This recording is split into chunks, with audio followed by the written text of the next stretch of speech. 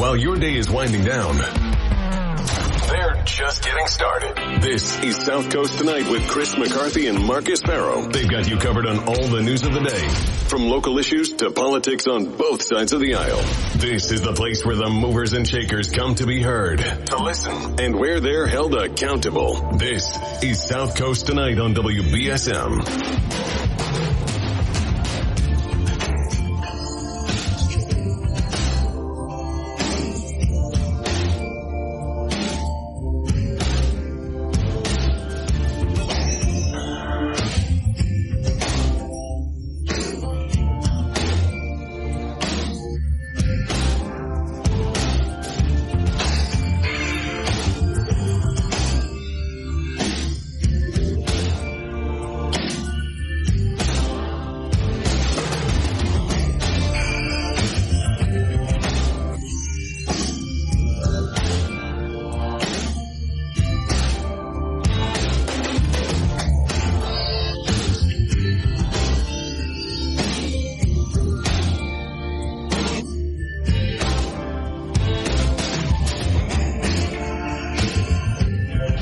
Good evening.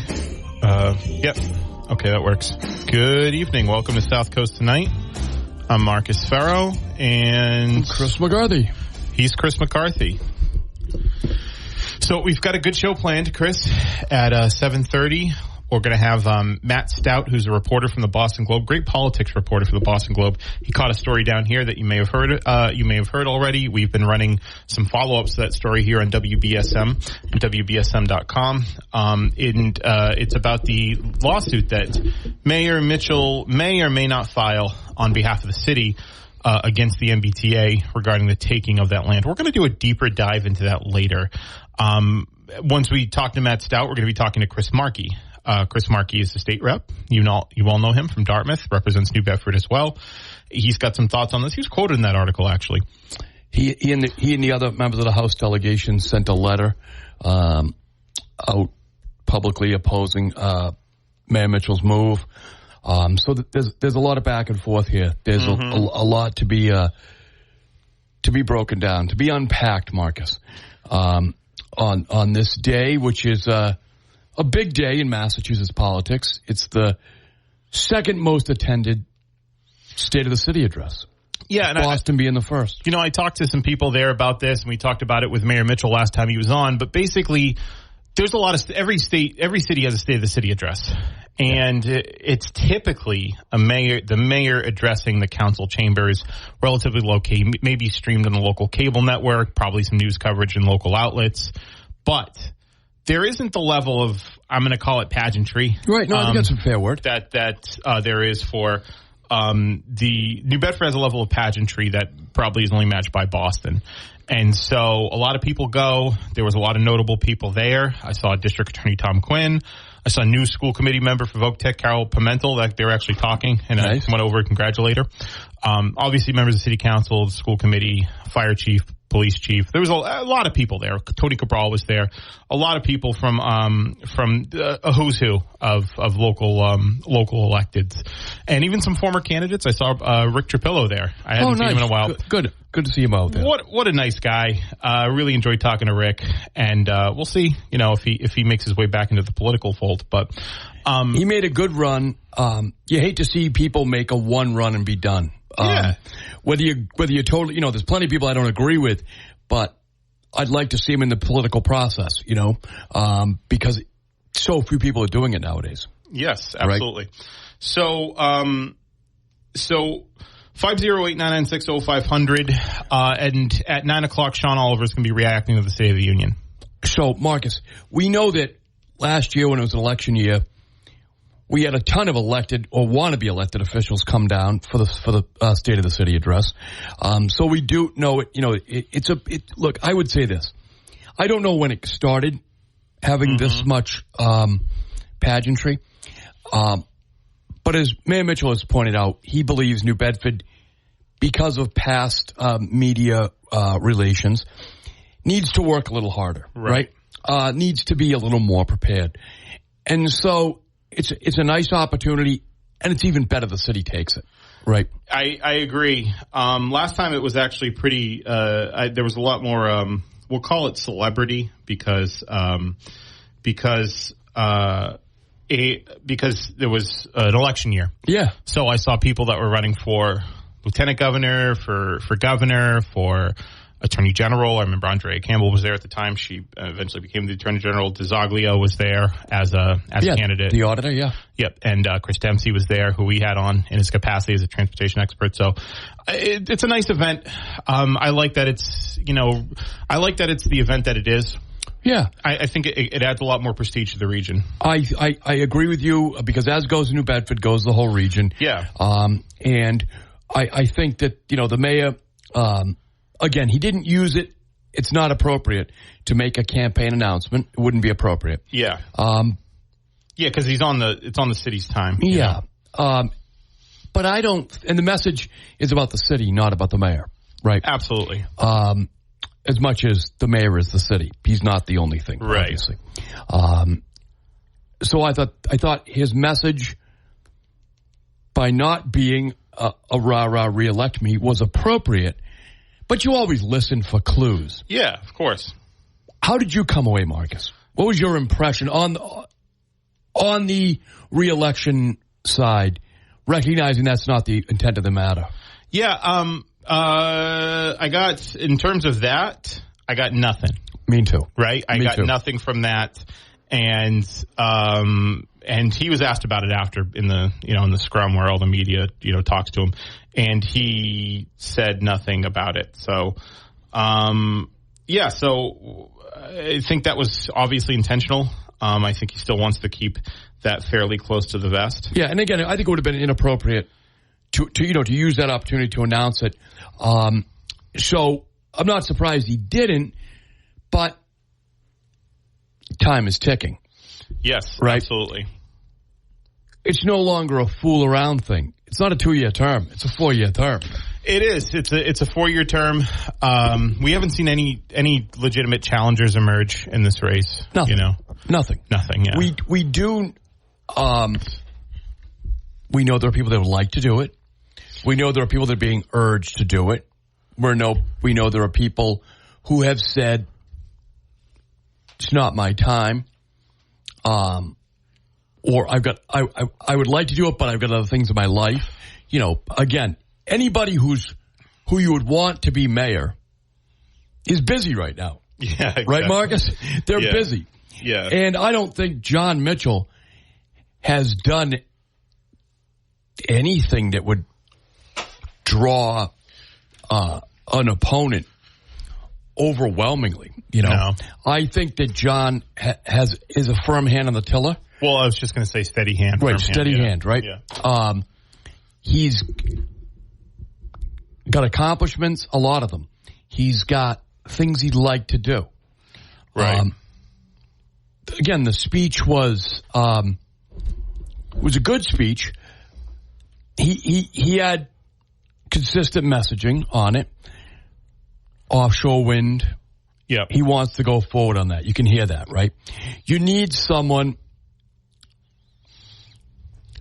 who is involved in this, right? Mm-hmm. Because, Marcus, need continuity. Yeah, whether you agree with offshore wind or not, it does appear the federal government and the state government are moving in that direction.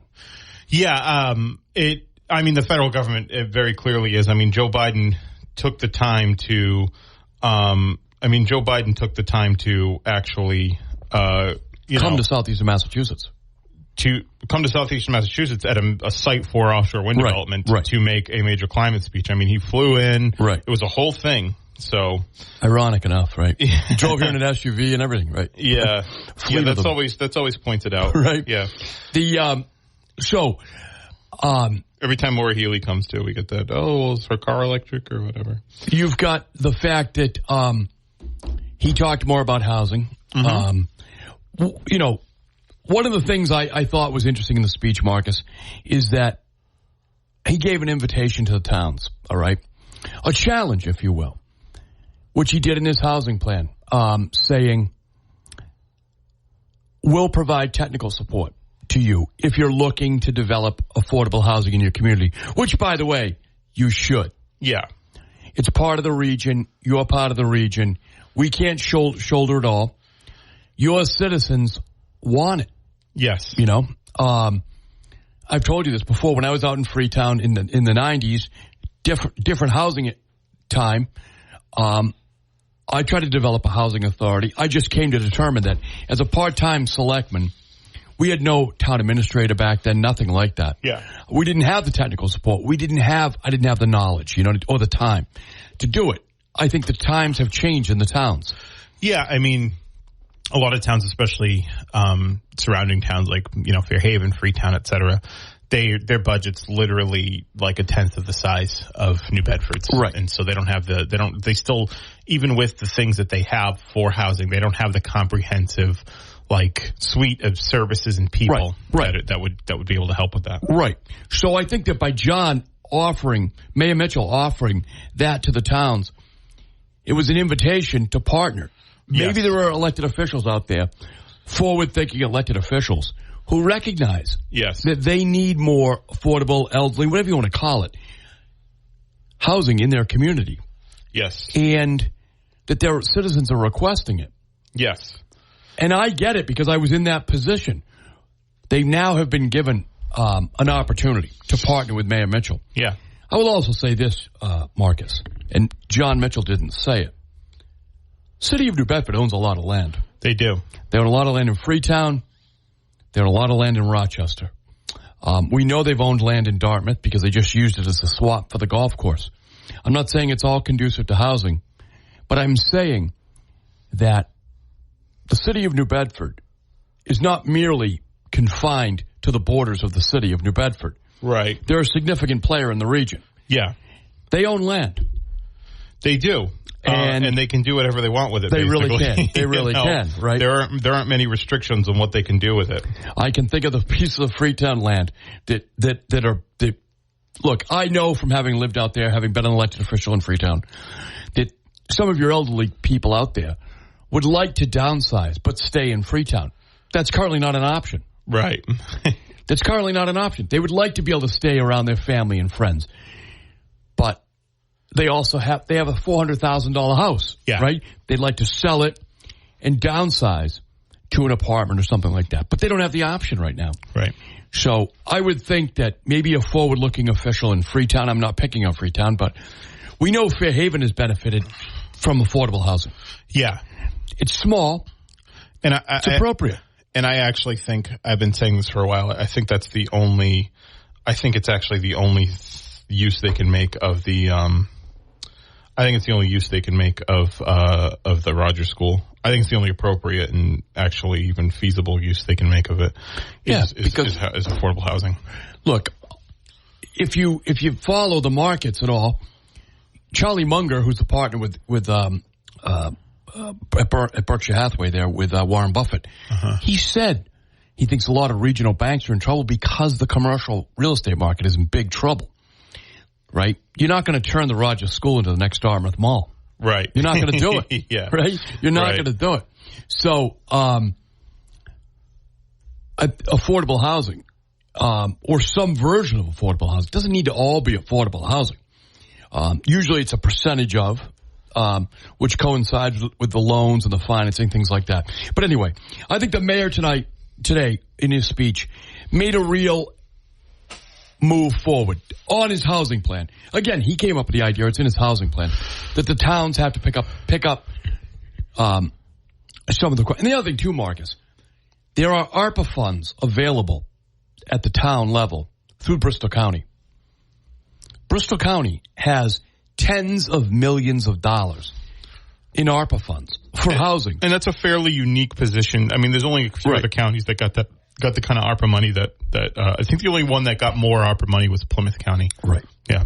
And so if you're an elected official in one of the towns, you've got an opportunity now to partner with the city of New Bedford, who knows a lot about ARPA funds, and petition the Bristol County Commission for ARPA funds. Yeah. I've been reading the minutes. They're very, very conducive to passing those minutes, passing those funds out.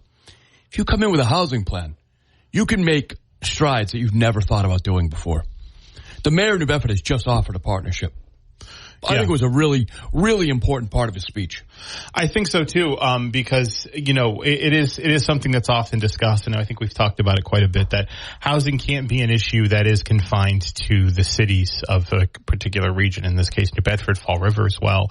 You can't say, well, we're going to just build more in New Bedford. Yeah, you have to build more in New Bedford. You have to build more in Fall River, Brockton, et cetera. But let's look at the surrounding towns. Let's look at Dartmouth, Fairhaven, Freetown, the Tri-Towns. Let's look in these areas too where I don't want to say resistant, but haven't been haven't taken as much action on affordable housing as maybe New Bedford has or New Bedford should do. And to do, that's the only way to really, because there's only so much square mileage in between the borders of a city. Right. And there's hundreds of thousands in this region that probably need a better housing situation. If you've ever flown up from Florida and looked out as you're coming over the New Bedford area, you realize there's a lot of land. Right? Yeah, exactly. There's a lot of land. Yeah. And again, I think there's been a variety of holdbacks and errors over the different eras, but for the first time ever in the history of this region, the mayor of New Bedford has come forward and offered technical support. Yeah. Right? I'm wondering if any local officials, forward-thinking, are going to grab that offer. It doesn't, look, again, it's years down the road. Yeah, this whole thing's years down the road, right? Solving this problem's years down the road. So that was one big thing that I came away with from the speech. I liked his opening joke where he said his daughter, who's down the hall taking a test, said, "You guys better keep it down." I like that. Yeah, I thought that was pretty good. The media gets an embargoed transcript of the speech, so I read that and I was like pre-amused by that before he delivered it. Yeah. Right. So the other thing, it's in our news segment, the 311 feature, I think is really good. Obviously city councilors and even the mayor's office takes a lot of point on these particular situations, and they'll continue to do so. But I think sort of alleviating some of that pressure, I think will go a long way to helping a lot of people do their jobs a lot easier. You put it into that, now you've got the city services app, which Sean Oliver talked about, and he'll be on later, and he'll want to mention it again. But you got the city services app now. You've got the 311 number where it's very simple. You just call in 311 and you can call in any particular issue and they will get to it. I thought it was, it's an efficient way of providing customer service. Yes. Right. It really is. And the old fashioned way with a phone is still good, but this is, and going forward, is a very efficient way of doing it. And again, Councilor Oliver has come on and talked about it, promoted it. And I think he said, off of just a few hits he did here and the story we had at WBSM, he saw a dramatic increase in the usage. Yeah, absolutely. Because I think a lot of people had kind of forgotten about it if they ever knew about it. Right. So I think it's great that the mayor mentioned it today in his speech. Again. Well, one of the things too, it was a lot. There was a lot there in that speech. Yes. Right. There's always is, right. It's a long speech. One of the other things is, one of the things that he was bombarded with afterwards, was questions about the lawsuit against the MBTA. Yes. I asked him a question. He had a response to it that I'm going to play later when we have Chris Markey in. Right. Because I want his reaction to it. But you'll want to hear it, folks. You'll want to hear it. It's an interesting response. And so, especially considering the people that have made their voices heard on this, right, and what those people, the credentials those people have, the professional credentials that they have, right. I think it's really interesting. So, but overall, I would say, well delivered speech. Didn't expect it not to be. There's a lot in there. It's, it sort of does follow that same formulaic sort of. Everything's going great. Yeah. And everything's going great because of me. but the thing is, Marcus, is that I think we've for the last number of years sort of taken it for granted. I agree. Right? That John Mitchell's going to be around. I agree. New Bedford has gotten very lucky over the years with having good, honest mayors. talented guys, people who are really dedicated to the Fred city. Kalis, Scott Lang. Right. Yeah. And now John Mitchell. Right. With a 4-year term, I hope that continues. Yeah,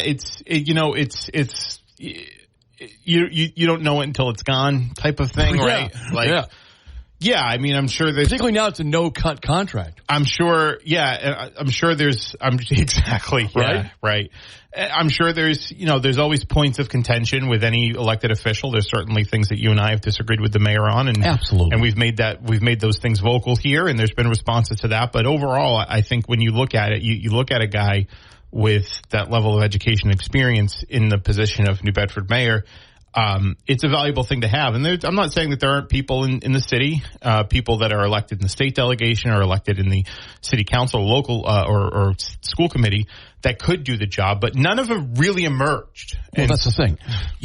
It's not a job where a recruiter comes and taps you on the shoulder. Yeah. Right? You've either got to want to do it, and you've got to want to, campaigning citywide.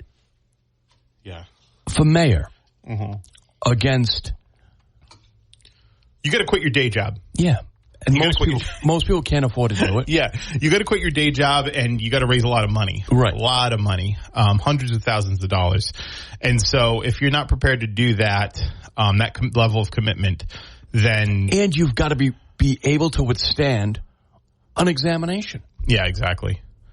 And it's always how many people can withstand an examination? You and I know, being in public positions, right, that people say crappy things to you and about you all the time. It's not fun. It's not fun. It's not fun. A lot of it, most of it's not true, and all of it's not true. Right. And you say, you hear people, I can take it, right? Right. Well, you can take it until it starts coming. You say you can take it until you have to take it. It's a lot. Look, it is. And again, I think that Marcus and I do a good job in screening out the stuff we let on the air and the stuff we don't let on the air. Yeah. Okay. The signal and the noise, right? Yeah. We hear all kinds of things. Yeah. Some stuff, I get stuff every week that I've got to filter out. Same. Okay. And not because I'm censoring it, but because I'm not going to put my name on something. Okay? Exactly. But there are times when I have to ask. Mm-hmm. We've done it before to other candidates. Of course. And I think this forum, someone comes forward, we'll give you the opportunity to answer the questions. And by the way, things are often taken out of context. They're not fair, things like that. But the point is, the examination. It's a lot. So let's do this. Let's take a break. We're going to get into the MBTA lawsuit. We'll have Councilor Oliver at 9 o'clock. He's going to react more to the state of the city. It'll be great to get a city councilor's perspective, especially a brand new city councilor who I believe that was his first time at the event. So it'll be interesting to hear his thoughts. But on the other end of this break, we're going to be joined by Boston Globe reporter Matt Stout. He found the story about this MBTA lawsuit, and it's really interesting. And as much as it's downplayed, and maybe rightfully so, I'm not sure yet, there are, I think, legitimate causes for concern. So let's take a break. We'll hear from Boston Globe reporter Matt Stout at the other end of the break. Stay tuned. Welcome back to South Coast Tonight. I'm Marcus Farrow. Joining me now is Boston Globe reporter Matt Stout. Matt, how are you? I'm good. How are you? Good. Thanks for joining me this evening. So before we get started, if you want to just briefly introduce yourself to the audience, tell us who you are. My name is Matt Stout. I am a politics reporter for the Boston Globe, covering the State House, state politics, and pretty much everything in between sometimes. So that's me. So Matt, you actually discovered a pretty big story down here in the South Coast. We have the rail, which is a long-awaited 30, 40-year project, and there seems to be potentially a fly in the ointment with this lawsuit that may have been clandestinely, or definitely was clandestinely, put together by the Mitchell administration, by Mayor Mitchell's administration. So with this lawsuit, what are the generic status of who's suing whom, and for what? Yeah, I think one thing that's important to keep in mind is that this is still a draft complaint. The basics of the of it is that the city of New Bedford in April sent the MBTA a copy of a complaint amid sort of ongoing talks and negotiations about how much the MBTA, at least in the city's mind, should be paying the city for land it sees to build the SouthCoast Rail. And in this, the draft complaint is saying essentially we could bring you to court on these counts, and they're at least threatening to sue the MBTA on an argument that the land that the T took, and this is mostly close to downtown, to build the New Bedford station and to build the layover site for trains and some parking, at least under the legal argument in the complaint, is that the MBTA wrongly took this land or didn't have the authority, with essentially the basics being that New Bedford at that point was not yet part of the MBTA service district, so they did not have the authority to take the land to essentially extend service to the city, which, in talking with, eminent domain attorneys and others familiar with this issue, it is pretty unusual because eminent domain lawsuits could be pretty common, but they mainly focus on, hey, I'm suing you because I don't believe the money that you paid me for the land you took is enough. I believe this land is worth more. And there's actually been several instances of these just with SouthCoast Rail alone. What the draft complaint is sort of saying is beyond just the money, well, we might sue you to sort of challenge the fact that you could have taken this land at all, which we don't see often, at least with the MBTA and eminent domain cases, which I think is why it sort of set off alarms with people who've been really tracking this, because that would be a pretty significant challenge for, like you said, a project that has been 30, 40 years sort of in the making, and a lot of fits and starts, to the point where now we appear to be maybe several months away from service actually starting, or it's finally getting here. So I think that's why it raised a lot of alarms with people. So with eminent domain, it's, basically it's in the Fifth Amendment of the Constitution. Every state has an eminent domain law, and essentially, cities and towns are entitled to fair market value. Or people and landowners are entitled to fair market value for the property that's been taken. And so they're not even just saying that essentially because they're arguing about fair market value, I think, here, because it's they're putting like 17 million in for cleanup and they only got X amount of dollars for the land. But they're also saying just the taking itself was illegitimate on its face. Yeah, that is the argument in the draft complaint. And I guess, again, sort of emphasize that they haven't filed this yet. They're, at least in talking to people who are familiar with this, this appears to be perhaps part of negotiations to try to force the T's hand, potentially to give the T, essentially a better deal on the land. So, it kind of remains to be seen whether the city will, pull the trigger and sort of go this legal route. But yeah, eminent domain, even for the T, has been something they've used constantly and used decades to sort of extend service, extend, where it runs trains. And so the fact that it used it for SouthCoast Rail, it's not unusual. And, obviously what is unusual is that there's at least this legal threat hanging out there that, well, we're going to challenge your ability to even do that, which, could, if they go down the path of filing and depending, on how, a court could rule, something like that could have major implications for the T's ability to expand beyond this and other expansion projects that it has or could pursue. So there's kind of like a whole, at least the fear among people who know a lot more than I am, is that there's a whole hornet's nest you could kick by going down this road. Should the city decide to pursue this legally in the courts. Well, a few of the people you've talked to have been members of our state delegation. I happened to speak to a couple of them. The day your article had come out, Bill Strauss and Chris Markey, I believe. Rep. Markey's going to join us later. But what was generally their reaction to the prospect of this lawsuit?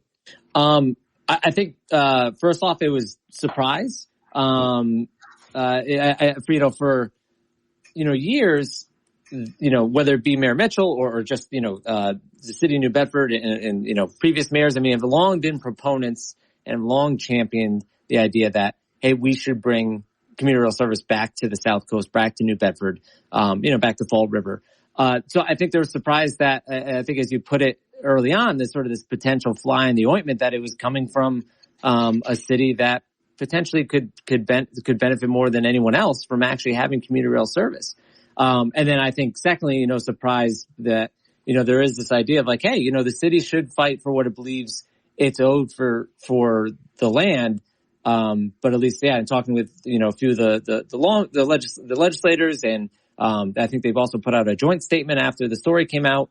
It's sort of like, but we disagree. This is the way to do it. That this is an aggressive way. And, the fear is that if you were to go down this route, well, what happens to this project that we've all been working for, years and for some people decades to bring to fruition. So there's a lot of unknown and there's a lot of potential, if you will, that's kind of tied to this whole conversation. But I think that's what also worried a lot of people, given that we're, so close to having this realized, because the T has said that they plan to launch service, I think in late 2023. We don't have an exact date yet. But I think that has sort of been the idea and what people are driving at. So at this stage in the game, it really raised a lot of red flags with people. It's worth noting, we're speaking with Matt Stout. He's a Boston Globe reporter. It's worth noting, Matt, that there was, and you noted, there was a successful eminent domain lawsuit, not the same approach, but essentially saying they didn't get the fair market value. And there was a successful eminent domain lawsuit from a New Bedford property owner. Yes. So this was a Church Street property where the T had paid, the T had paid the property owner after it took the land in 2019. I think only a few months after the land had been bought. I think it was about $200,000 more than what it was bought for the year before. The T was taken to court sort of on this idea that, this was not enough. We believe that this land is worth more, and that, last fall a jury, awarded, in their favor, saying they should get roughly about 3.5 million, 3.51 million, which is about 1.2 more than what the T originally paid. So, there is, I think, to take the T to court and sort of challenge what they're paying out for. At least that proves that, there's some legitimate arguments of valuing the land. And, obviously the Church Street property is not far from where the New Bedford station would be. But, that kind of proves that, like, hey, to challenge the T saying, hey, we think we need more is not out of left field. Again, sort of what people view as left field is sort of the other count that they said they could bring is, well, if we don't like what we're being paid, this is also a possible route to do. So, there is a history here of challenging the T on at least the money, on the money. But, I think that's what also kind of elevated, at least even in the draft complaint form, not even being filed, was sort of the potential for something a lot more. So, Matt, you have a follow-up story today. Mayor Mitchell on SouthCoast Rail, just from my observations over the years, has always been like, I'm a supporter of this project, but, I like this project, but, but today, you have a story, City Solicitor Eric Jakes had come out saying that they support SouthCoast Rail, unwaveringly. Can you tell us a little bit more about that? Yeah, so they put out a statement, and said that they have, unwavering support is the word that they used, for the project, but also said, sort of suggesting that this is, the draft complaint itself of it's all about trying to secure a better deal for the land, more money for the city. Cause they note that there's been these other lawsuits, like the other property owners, the city believes that, New Bedford and, the taxpayers in New Bedford, should be compensated for what the land is worth. And they also note that there are ongoing discussions with the T, about it. So I think that was, it appears to be sort of quell, the criticism that, like, why, at least at some view it as, like, even suggesting that you're going to pursue sort of this other legal avenue could really have serious implications for the project. And I think they were saying, well, we're trying to get the best deal for the city that we can. So yeah, and I agree with your assessment from talking and looking at, the mayor's past comments. I think he's been, at least have tried to say, like, I support this project, but this is not going to be a panacea for the city, especially given the changes undergone. The rail as it's currently constructed would be about a 90-minute trip from New Bedford to Boston.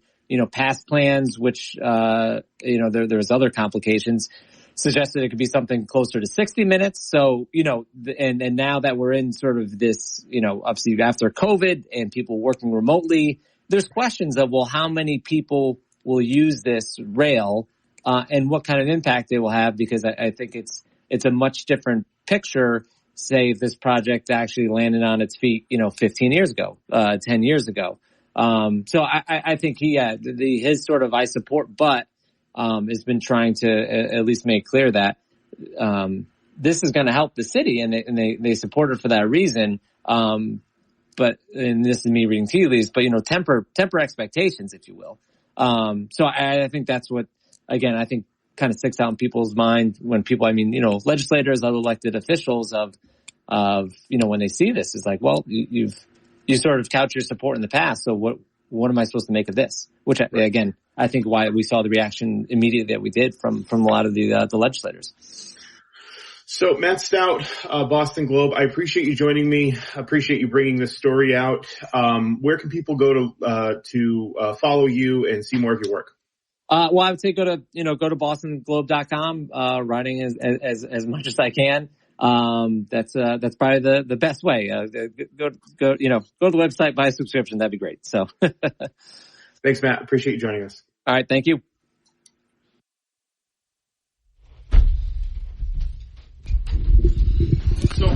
So let's take a quick break and then we'll talk more about that. Sounds good. 1420 WBSM, where freedom of speech lives. One's on the left, the other on the right. But they're both ready to call it right down the middle. More of Marcus and Chris on South Coast tonight, here on WBSM. Welcome back. So that was Boston Globe reporter Matt Stout who found that story.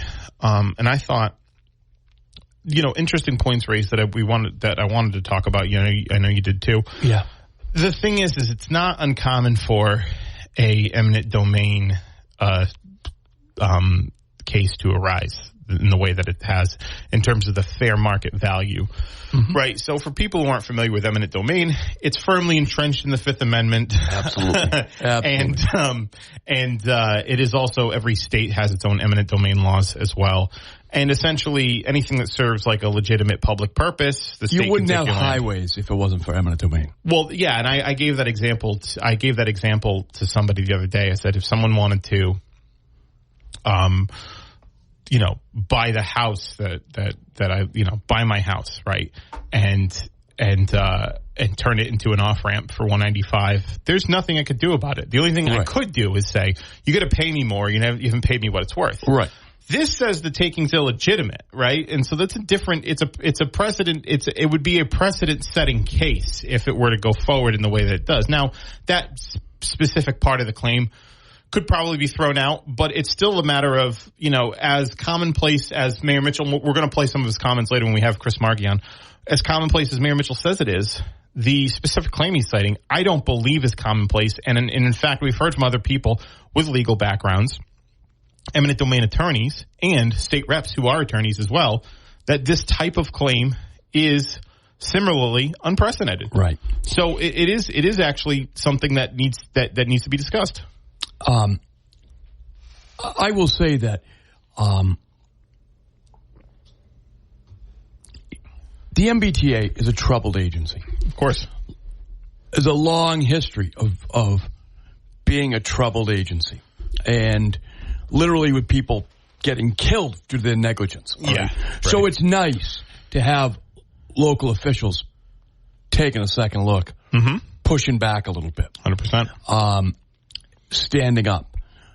I think that Mayor Mitchell should have done, how do I say this? Should have looped in the delegation. Yeah. Right.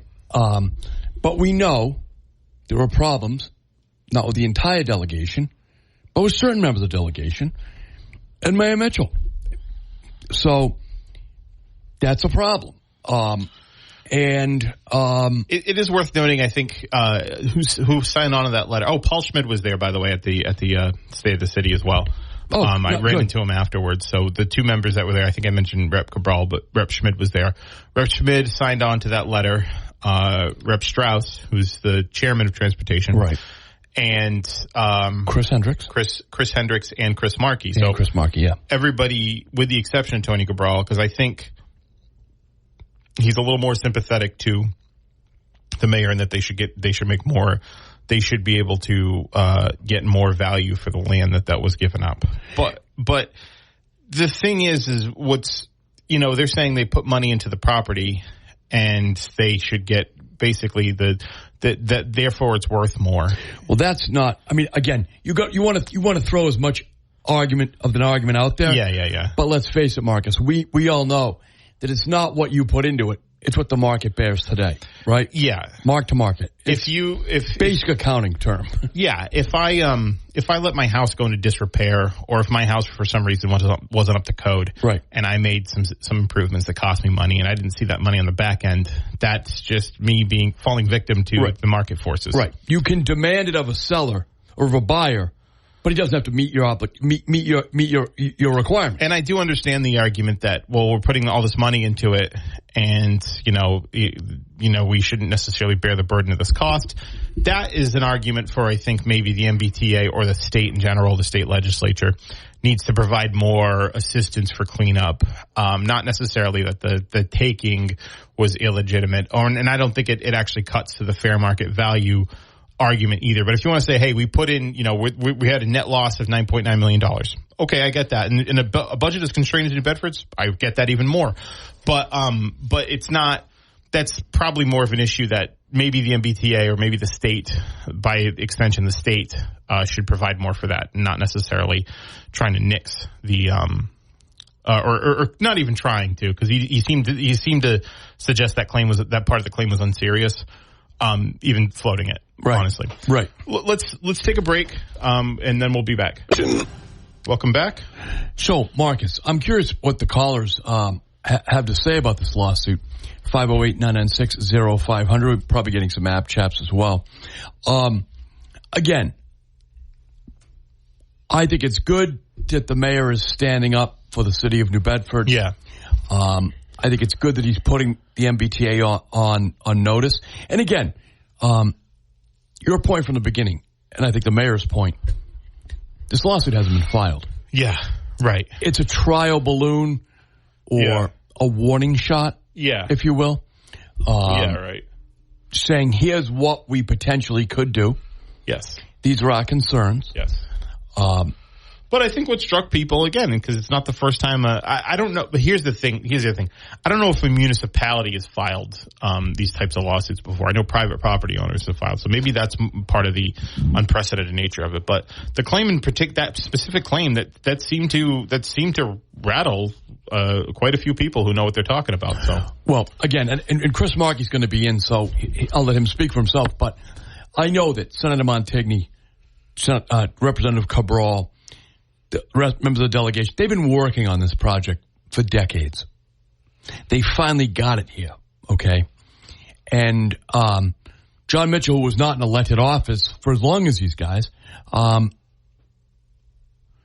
didn't carry